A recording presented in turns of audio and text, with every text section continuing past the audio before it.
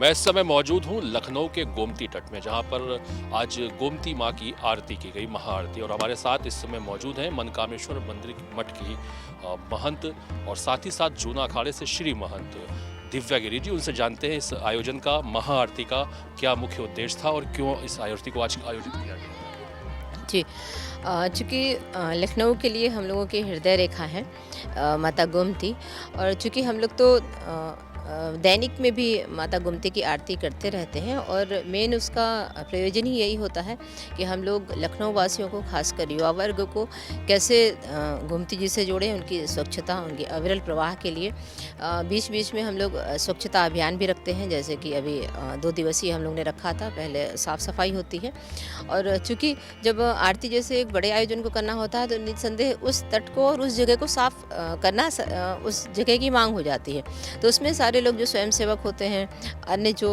मठ मंदिर से जुड़े हैं, वो जो गोमती जी से जुड़े हैं, वो सारे की सहभागिता रहती है। लेकिन लाला लाजपत राय जी, जैसे आपने बताया, उनकी आज जयंती है और पूर्णिमा की आज शाम है और माघ का महीना भी शुरू हो गया, गंगा स्नान आज से शुरू हो गया। पूरे महीने लोग, बहुत से लोग कल्पवास करते हैं, कुछ आध्यात्मिक योजनाएं और इस तरह से नए नए आयोजन भी किए जाते हैं।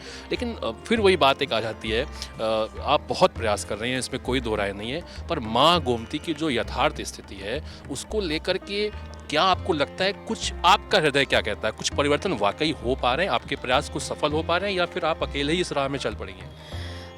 देखिए, जब हम लोग ने गोमती जी की आरती प्रारंभ करी थी 7 से 8 वर्ष पूर्व, तो आप अगर पैर रखते इस धरा पे तो पैर अंदर जा रहा था, इतना कीचड़, इतना दलदल था।